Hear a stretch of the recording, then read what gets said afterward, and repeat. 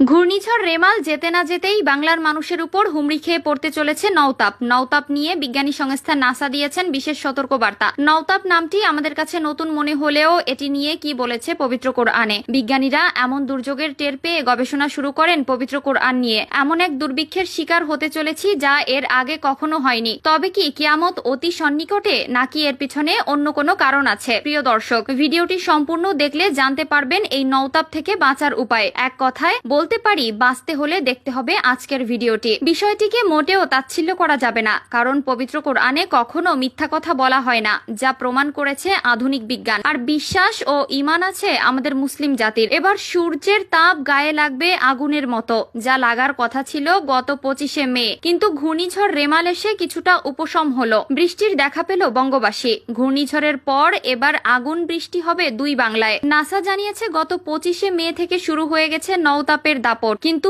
এই বিষয়টি আমরা বুঝতে পারিনি। মাঝখানে কাটা হয়েছিল ঘূর্ণিঝড় রেমাল। ঘূর্ণিঝড়ের কারণে কিছুটা স্বস্তি মিলল বঙ্গবাসীর। এখন প্রশ্ন হলো, নওতাপ জিনিসটা আসলে কি? ঠিক কতটা ভয়ঙ্কর এই নওতাপ? বিশ্বের কোথায় কোথায় সবচেয়ে বেশি প্রভাব ফেলবে এই নওতাপ? এই নওতাপ থেকে কিভাবে রক্ষা পাবেন? এরকম হাজারো প্রশ্ন বাসা বাঁধে আপনাদের মনে। তো চলুন বেশি কথা না বলে শুরু করি আজকের ভিডিও। সূর্য প্রতি বছরই একটা সময় রোহিণী নক্ষত্রে অবস্থান করে। এই সময়টায় রীতিমতো